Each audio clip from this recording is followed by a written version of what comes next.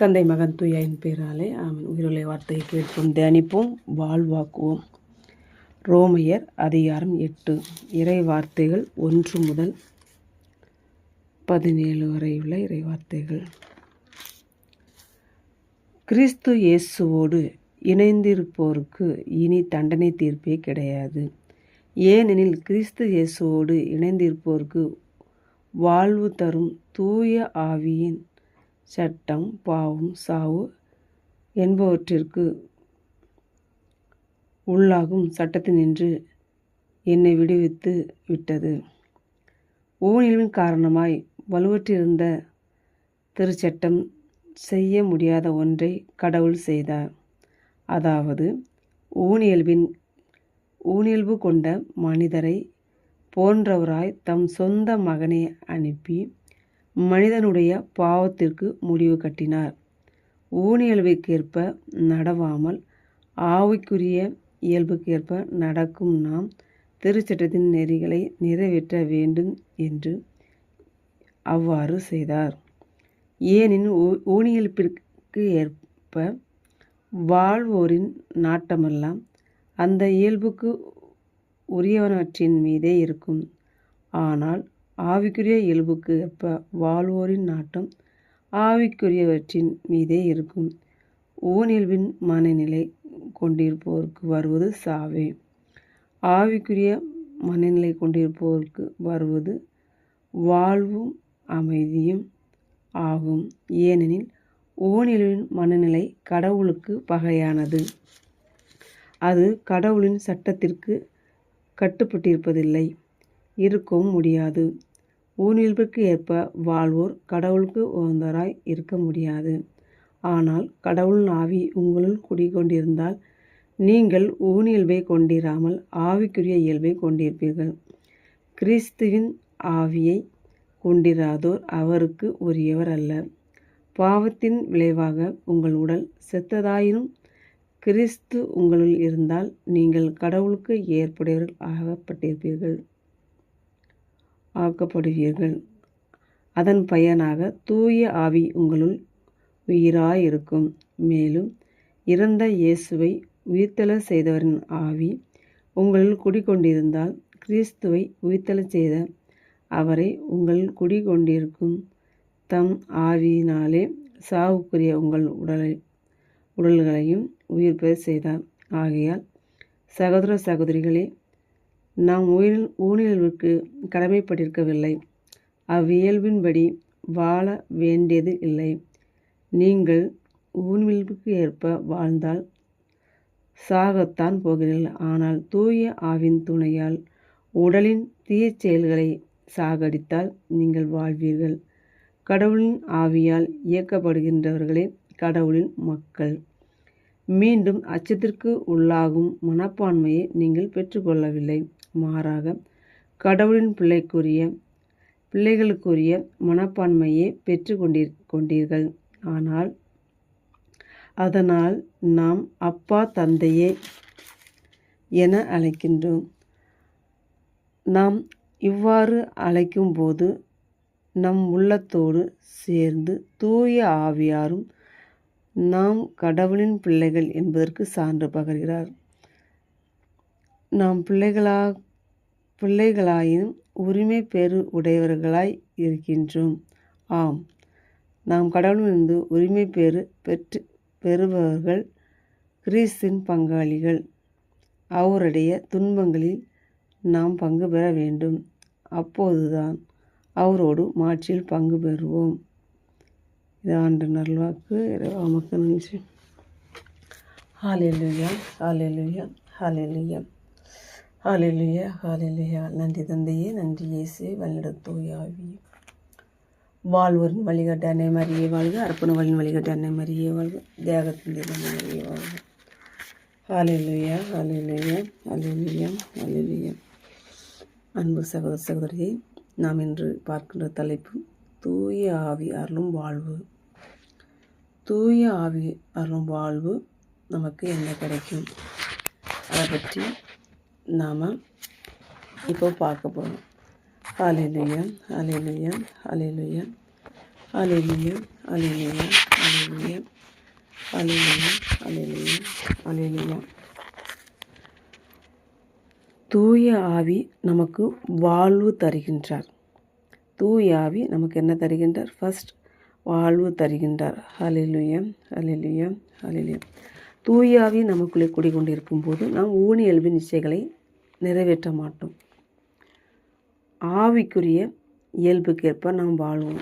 ஆவிக்குரிய இயல்புக்கேற்ப நாம் வாழும்போது நம்முடைய வாழ்க்கை உண்மை நீதி நேர்மை வழியாக இருக்கும். உண்மை நீதி நேர்மை வழியாக ஆண்டவருக்கு உகந்த வாழ்க்கை நாம் வாழுவோம். ஹல்லேலூயா, ஹல்லேலூயா, ஹல்லேலூயா. கடவுள் ஆவி நமக்குள்ளே குடிக்கொண்டிருக்கும் போது நம்ம என்ன பண்ணுவோம்? ஊனியல்பின் இச்சையை அதுக்கு அடிமையாக மாட்டோம். உலக மாயை சிக்கி தவிக்க மாட்டோம். செல்ஃபோனுக்கு அடிமையாக இருக்க மாட்டோம். டிவிக்கு அடிமையாக இருக்கோம். சினிமாவுக்கு அடிமையாக இருக்க மாட்டோம்.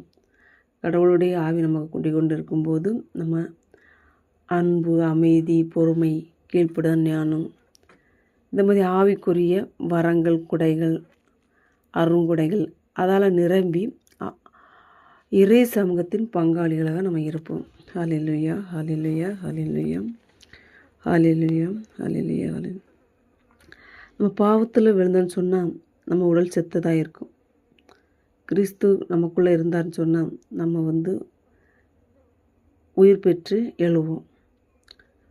அப்போ நம்ம பாவத்தில் இருக்கோமா இல்லையே நம்ம ஆத்ம சோதனை செய்யணும். ஹல்லேலூயா, ஹல்லேலூயா, ஹல்லேலூயா. பாவத்தில் நம்ம இருக்கோமா என்று நம்ம ஆத்ம செய்து நம்ம என்ன பண்ணணும்னா ஒப்புரவு செய்யணும். ஒப்புரவு செய்துட்டு தூய ஆவி நம்ம பார்த்திங்கன்னு சொன்னால் ஞானஸ்தானத்து வழியாக நம்ம தூய ஆவி பெற்றிருக்கின்றோம். தூய வாழ்வில் வாழணும் அப்படிங்கிறது மாசற்ற ஒரு மனதுடைய பிள்ளைகளாக என்றும் ஆவிக்குரிய அவருக்கு சொந்தமான பிள்ளைகளாக நம்ம வாழ வேண்டும். அவருடைய போற்றலும் புகழும் ஆராதிக்க வேண்டும் சொல்லி அவர் நம்மை படுத்தியிருக்கின்றார். இந்த சூழ்நிலை நாம் எப்படி இருக்கிறோம்? நம்முடைய வாழ்க்கை எப்படி இருக்கின்றது? நாம் ஆய்வு செய்ய வேண்டும். ஆய்வு நல்ல ஒரு ஒப்புரவு செய்து தூய ஆவி உங்களே செயல்படுவதற்கு முதலில் இடம் கொடுக்க வேண்டும். அன்பு சகோதர சகோதரிகளே, தூய ஆவி நம்முடைய அவர் எல்லா ஆசிரியரையும் கொடுத்துருக்கார். நமக்குள்ளே எல்லா ஆசிரியரும் இருக்கு. ஆண்டவர் எல்லா ஆசையும் இயேசு கிறிஸ்துவில் எல்லா ஆசையும் நமக்கு கொடுத்துருக்கிறார். நம் திருச்சபை நமக்கு ஞானஸ்தன் வழியாக நமக்கு அந்த ஆசிரியர் செயல்படக்கூடிய அபிஷேகத்தை கொடுத்துருக்கு. அது நமக்குள்ளே செயல்படாமல் இருக்கு. ஹல்லேலூயா, ஹல்லேலூயா. செயல்பட வேண்டுமென்றால் நாம் தூய ஆவி நம்மளே செயல்பட வேண்டுமென்றால் அதுக்கு நாம் அனுமதி கொடுக்க வேண்டும்.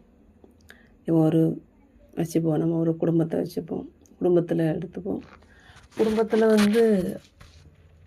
ஒரு நபர் வெளியேருந்து வர நபர் நம்ம குடும்பத்தில் செயல்பட வேண்டுமென்றால், நமக்கு நன்மை தீமையை பற்றி சொல்ல வேண்டுமென்றால் முதலில் அவருக்கு நம்ம அனுமதி கொடுத்து அமரணும். இல்லத்துக்குள்ளே வாங்க, சேர் போட்டு உட்கார வைக்கணும் ஃபஸ்ட், இல்லையா? உட்கார்ந்த நபர் செயல்பட வேண்டுமென்றால் நாம் அமர்ந்து அவர் பேசுவதை கேட்க வேண்டும் ஃபஸ்ட், இல்லையா? அப்போ இறை வார்த்தை தூய ஆவியின் தூண்டுதலை பெற்றுள்ளது. இறை வார்த்தை தூய ஆவியின் தூண்டுதலை பெற்றுள்ளது. நாம் ஒவ்வொரு நாளும் ஒரு 1/2 hour இறை வார்த்தை வாசிக்கின்ற பிள்ளைகளாக, இப்போ ரொம்ப வேலை இருக்குன்னு சொன்னால் நீங்கள் ஒரு 10 நிமிஷம் வாசிங்க. ஆண்டவருக்காக ஒரு நேரத்தை ஒதுக்கி அமர்ந்து இறை வார்த்தை வாசித்து தியானித்து வாழ்வாக்க வேண்டும். வாழ்வாக்கும் போது தான் தூய ஆவி அங்கே பிரதிபலிக்கின்றார். அவர் பிரதிபலிக்கும் போது நமக்குள்ளே இருக்கின்ற இருள்கள்லாம் மாறி புது பொலிவு அடைகின்றோம். புது பொலிவு அடையும் போது நம் குடும்பத்தில் உள்ள மற்ற நபர்களும் புது பொலிவு அடைவார்கள். ஹalleluya, ஹalleluya, ஹalleluya. இருளாய் இருக்கிற ஒரு குருடன் இன்னொரு குருடனுக்கு வழிகாட்ட முடியாது. அப்போ என்ன பண்ணணும்? அம்மா கண்ணில் இருக்க மரக்கட்டை எடுத்து மாற்றி நாம் தெளிவாக இருந்தோம்னு சொன்னால் பக்கத்தில் இருக்கிற நம்ம குடும்பத்தில் நம்ம இருக்கிற நபர்களுடைய கண்ணில் இருக்க துரும்பை நம்மளால் எடுக்க முடியும். ஹalleluya, ஹalleluya, ஹalleluya. அன்பு சகோதர சகோதரிகளே, ஃபஸ்ட் நம்ம என்ன பண்ணணும்னா அனுமதி கொடுக்கணும். அனுமதி கொடுத்துட்டு அமரணும்.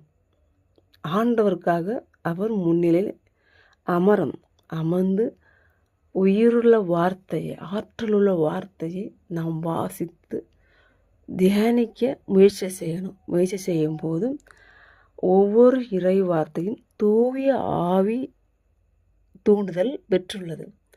அந்த ஆவி உங்களை வழிநடத்துவார். அவர் உங்களுக்குள்ளே வாசம் செய்கின்றார். வேறு எங்கிருந்தும் வர வேண்டியதில்லை. உங்களுக்குள்ளே இருக்கின்ற ஆவியார் செயல்பட்டால் உண்மை நீதி வழி நம்ம நடப்போம். நம்பிக்கையில் வேறொன்றுவோம். அவருக்குரிய பிள்ளைகளாக வாழுவோம். நாம் வாழும்போது பிறரையும் வாழ வைப்போம். வரரிஷிக்கமாக ரிஷவலதிகிஷம்.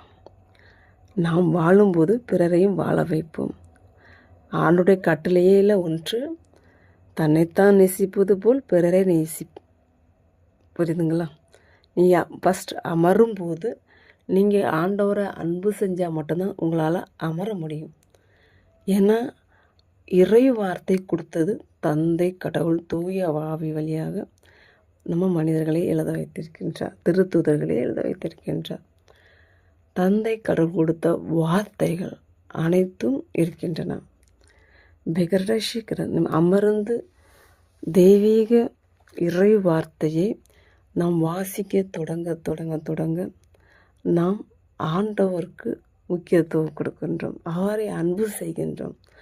அவரை அன்பு சென்ற ஒருவராகத்தான் திருவெழுத்து எடுத்துக்கொண்டு ஏந்தி கொண்டு ஆலயத்துக்கு செல்ல முடியும். வெக்கம் எதுவும் இல்லாமல். இப்போ பைபிள் எடுத்துகிட்டு போக வெக்கப்படுறவங்க பல பேர் இருக்காங்க. அன்பு சகோதர நண்பர்களே, ஒன்று தெளிவாக புரிந்துக்குங்க. திருவெழுத்தை நீங்கள் தூக்கும் போது அந்த இறை வார்த்தை உள்ள ஆண்டோடைய ஆற்றல், அந்த இறை வார்த்தை திருவிவிலியம் உங்களை தரையில் விழாமல் சுமக்கும். உங்களை தரையில் விழாமல் சுமக்கும். ஹalleluya, ஹalleluya, ஹalleluya. அன்பு சகோதர சகோதரிகளே, நான் திருவிவிலியத்தை ஏந்திய நாள் முதல் இன்று வரை எங்கள் வாயிலிருந்து வர எந்த வார்த்தையும் ஆண்டவர் தரையில் போடவில்லை. ஹalleluya, ஹalleluya, ஹalleluya. பல சாட்சிகள், பல நபர்கள் சொல்கிறாங்க, நீங்கள் ஒரு நாள் வந்தீங்க, எங்களுக்காக ஜெபிச்சிங்க, இறைவார்த்தை படிக்க சொன்னீங்க, இந்த மாதிரி பண்ணீங்க. ஆனால் இன்றைக்கு நாங்கள் எல்லோரும் குடும்பத்தோடு சாகணும்னு நினச்சோம், எனக்கு புது வாழ்வு பெற்றிருக்கோன்னு பல குடும்பங்கள் சொல்கின்றாங்க. அன்பு சகோதர சகோதரிகளே, இறை வார்த்தை அடங்கிய திருவிவிலியத்தை நீங்கள் தூக்கி சுமக்கும்போது உங்களுடைய வார்த்தைகள், உங்களுடைய செயல்கள், உங்கள் எண்ணங்கள் எதுவுமே தோல்வி பெறாது, வெற்றி கிடைக்கும். எவ்வளவு துன்பத்தில் நீங்கள் இருந்தாலும் சரி, எவ்வளவு அவமானம் உங்களை சுற்றி வந்தாலும் சரி, அதில் நீங்கள் வெற்றி பெறுவீங்க. எந்த சோதனை வந்தாலும், எந்த வேதனை வந்தாலும் இறை வார்த்தை வாசித்து தியானிக்கும் போது, அதை வாழ்வாக்க நீங்கள் முயற்சிக்கும் போது 100% வெற்றி தான் கிடைக்கும். அதில் எந்த மாற்றம் கிடையாது. எந்த இருளும் உங்களை அழிக்க முடியாது. எந்த சோதனை, எந்த வேதனையும் உங்களை கீழே தள்ள முடியாது. எழுந்து பிரகாசிக்கின்ற பிள்ளைகளாக வாழுங்க. எழு ஒளி வீசு, உன் ஒளி தோன்றியுள்ளது அப்படி சொல்லி ஆண்டவர் எசாயால சொல்கிறது போன்று ஒளி தோன்றும். உங்களிலிருந்து ஒளி புறப்படும். சிறிய ஊற்றிருந்து பெரிய ஆறு பெருக்கெடுத்து ஓடும். பெகரடஷிகா சஷ்டமீக்கருடைய வலதி அதை சீக்கிரட்டேஷி மரா சஷ்ட பயம். அதனால் அன்பு சகோதர சகோதரிகளே, நாம் அமர்ந்து இறை வார்த்தை வாஸ்து தியானிக்கும் போது தூய ஆவி செயல்பட ஆரம்பிப்பார். நாம் வாழ்வாக்கும் போது நாமும் வாழ்வோம், நம் பிறரும் நாம் குடும்பத்துக்கு ஒரு ஒளியாக இருப்போம், ஒரு ஆசிரியராக இருப்போம், ஒரு நம்பிக்கையாக இருப்போம், ஒரு எதிர்பார்ப்பாக இருப்போம், ஒரு ஆசி மலையாக நம்ம இருப்போம். நம்ம ஆபிரகாம் வழி வந்த பிள்ளைகள். ஆபிரகாம் ஆண்டவர் சொன்னார், வேற விஷயம், உனக்கு ஆசி கூறுவோருக்கு நான் ஆசி கூறுவேன். புரியுதுங்களா? நீங்கள் வாழ்வாக்கிட்டு பிறருக்கு ஆசி கூறும்போது உங்களுக்கு ஆண்டவர் ஆசி வழங்குவார். தந்தை கடவுள் உங்களுக்கு ஆசி வழங்குவார். ஹல்லேலூயா, ஹல்லேலூயா. அன்பு சகோதர சகோதரிகளே, நண்பர்களே, வேகராசியவர சிஸ்டமிகிற உயிர் உள்ள வார்த்தையை அமர்ந்து அவருடைய வார்த்தைக்கு செவிமடுக்கும் விதமாக ஒரு நண்பன் பேசுவது போல பேசுகின்ற, நமக்காக பேசுகின்ற அன்பு, அவருடைய அன்பு முழுவும் அன்பு கடிதமாக நமக்கு கொடுக்கின்ற இறை வார்த்தையை தியானிக்க முயற்சிப்போம். அதில் சோர்வு வரும், வேதனை வரும், கஷ்டம் வரும், குடும்பத்தில் பிரச்சனைகள் வரும். நான் பைபிள் எடுத்து படிக்க தொடங்கும் போது இந்த பிரச்சனை வந்துமீங்க, அது எல்லாத்தையும் எதிர்த்து உட்கார்ந்து நீங்கள் இறைவதை தியானிங்க, வாசிங்க, தியானிங்க, வாழ்வாக்குங்க. வெற்றி உங்களுக்கு உண்டு. ஹல்லேலூயா, ஹல்லேலூயா, ஹல்லேலூயா. அன்பு சகோதர சகோதரிகளே, நீங்கள் இறைவார்த்தை தியானித்து வாழ்வாக்கும்போது தூய ஆவி தூண்டுதல் பெறும். நமக்குள்ள தூய ஆவி வரும்போது நம்ம தீய செயல்களுக்கு நாம் அடிமையாக மாட்டோம். தீய இறைவார்த்தை அப்படி தான் சொல்லுது பாருங்கள்.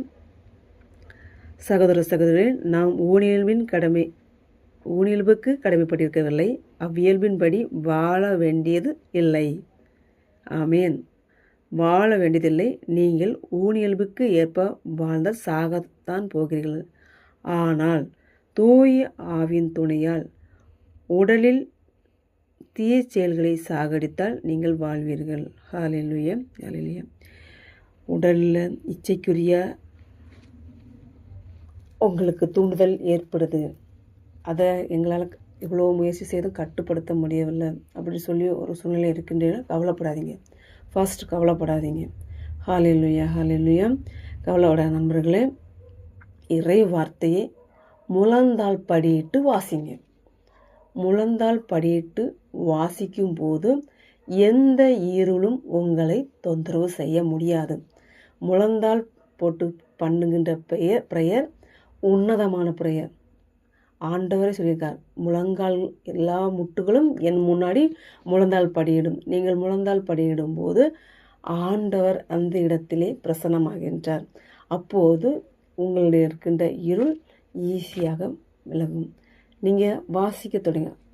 ஒரு ½ வச்சு ஒரு 40 நாள் தொடங்குங்க. 40 நாள் தொடங்கினோம், கண்டிப்பாக ஒரு மாற்றம் கிடைக்கும்.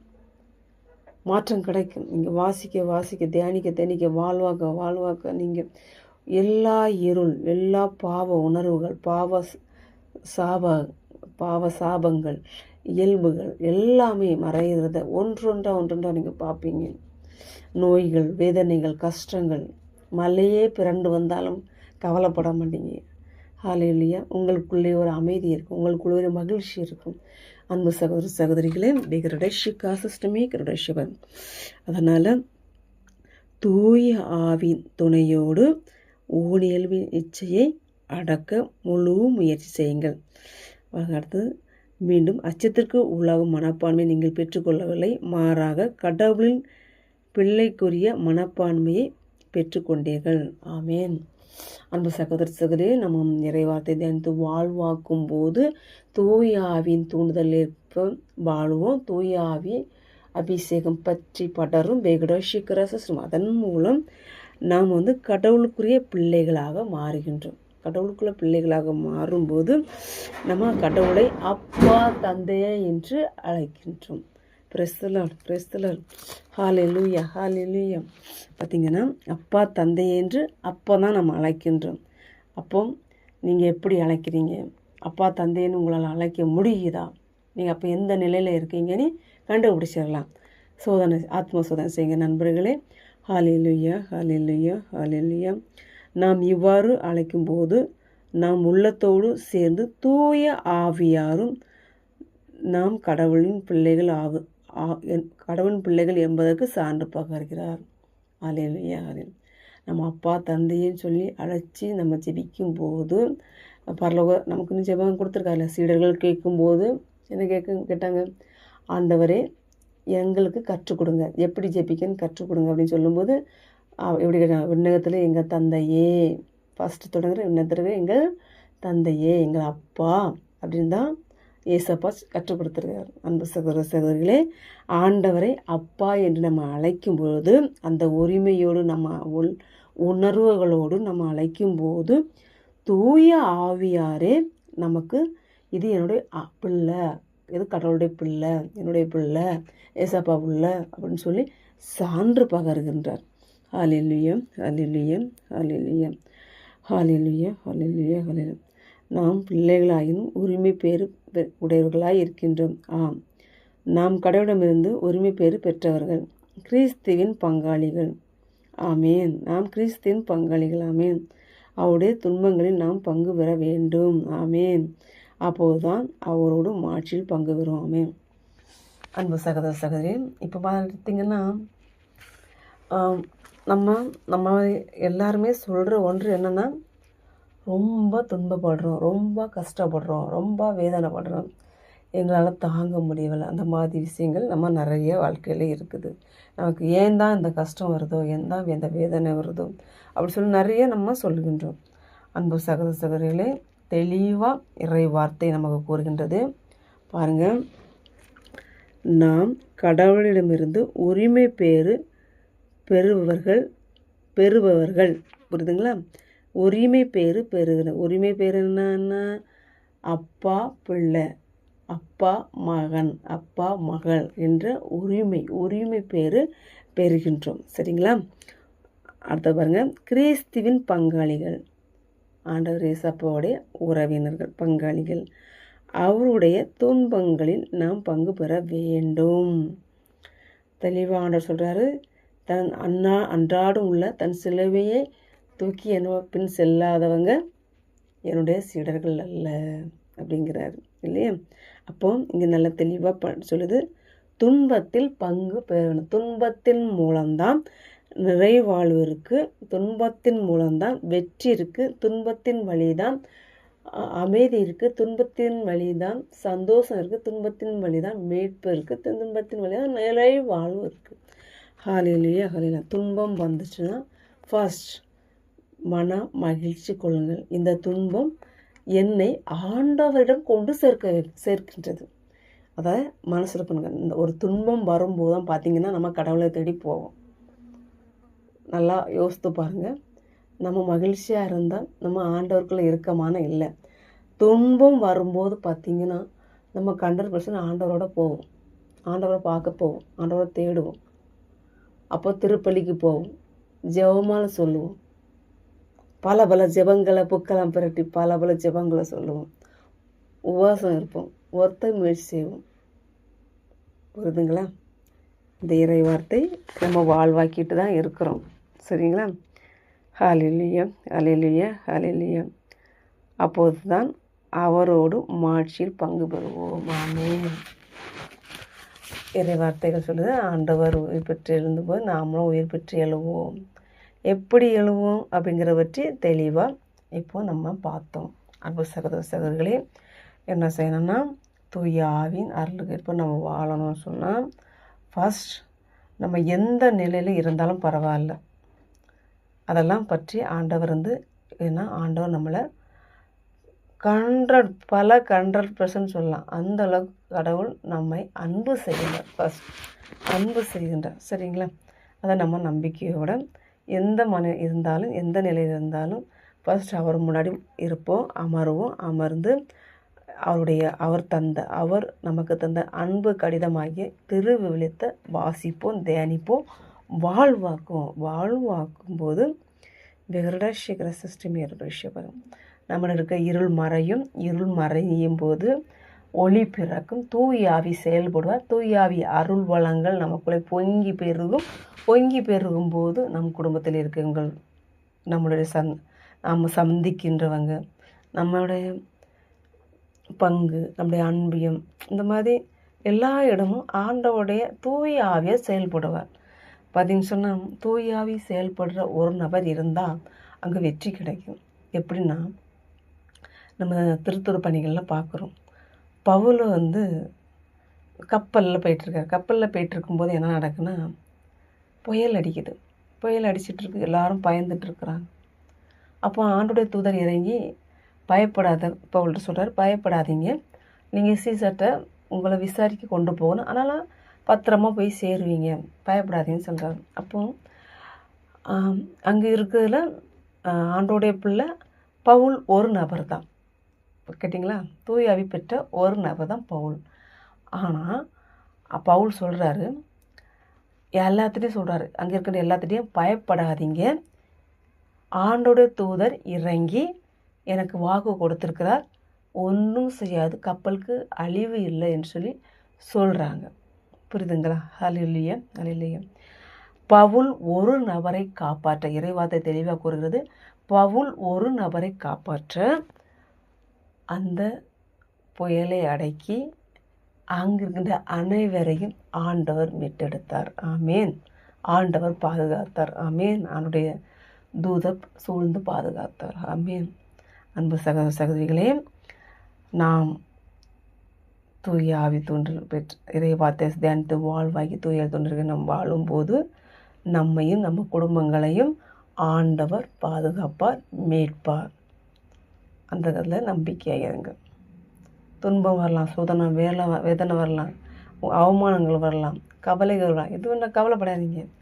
மத்திய நர்ச்சியில் பார்க்கின்றோம் 5:11 இருக்குது. உங்களை பற்றி இல்லாதவை பொல்லாதவை சொல்லும்போது மகிழ்ந்து பேர் வகை கொள்ளுங்கள். ஏன்னா ஆண்டவர் இயேசுவையும் தப்பாக பேசுனாங்க இல்லையா? நம்ம செய்த பல விஷயம். அதனால் பச்சை மரத்துக்கே அவ்வாறு செய்தார்கள், நம்மளால் பட்ட மரங்கள் நமக்கு எவ்வளோன்னா தான் செய்ய மாட்டாங்க. நல்லா கவலைப்படாதீங்க. துன்பம் வந்தால் நம்ம ஆண்டவர்கிட்ட இருக்கிறோன்னு மட்டும் நினைங்க. துன்பம் வரும்போதும் ஆண்டவர் என்னை அன்பு செய்கின்றார், என் பக்கத்தில் இருக்கின்றார் அப்படின்னு நினைக்கும்போது அவரோடு மாட்சியில் பங்கு பெறுவோம். அன்பு சகோதரி சகோதரியை நம்ம ரொம்ப சிந்திக்கணும். நம்ம எந்த நிலையிலும் பார்க்கணும். பார்த்துட்டு நம்ம ஆண்டவர் முன்னாடி உட்கார முயற்சி செய்வோம். ஆத்மகம் செய்வோம். செய்து ஃபஸ்ட் நல்ல ஒரு ஒப்புரவு செய்யுங்க. மாதத்தில் ஒரு நாள் ஒரு ஒப்புரவு செய்யுங்க, தப்பு இல்லை.